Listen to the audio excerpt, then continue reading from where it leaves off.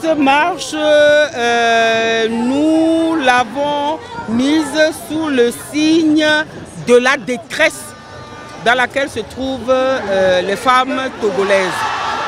Face à la répression barbare et sauvage des manifestations pacifiques qui ont commencé depuis août 2017 et dont le bilan est très lourd aujourd'hui, une vingtaine de morts, des centaines de détenus, des milliers de réfugiés et les femmes que nous sommes, qui donnons la vie. Nous ne pouvons pas rester insensibles face à cette détresse-là. Alors, la détresse vient de ce que les populations togolaises réclament quelque chose qui est simple. Le retour à la Constitution de 1992, le déverrouillage des institutions de la République et le vote de la diaspora. C'est ces réclamations-là qui mettent des centaines de milliers, voire des millions de personnes dans les rues.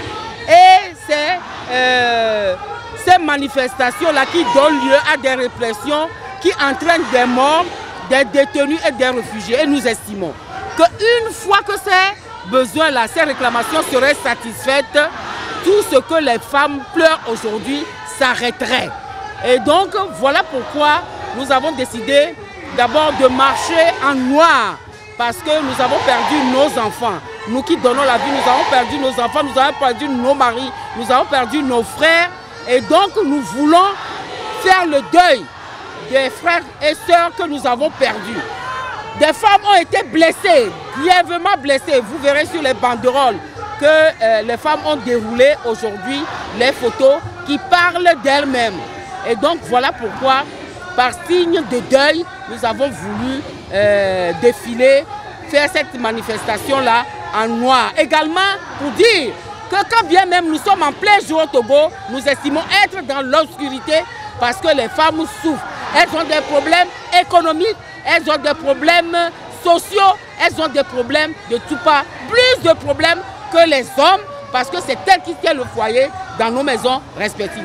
Voilà pourquoi. Et nous espérons que la prochaine fois que les femmes sortiraient, elles ne sortiraient plus en noir, mais en blanc, avec des cris de joie. Et le message que nous voulons donner aujourd'hui, c'est ce message-là.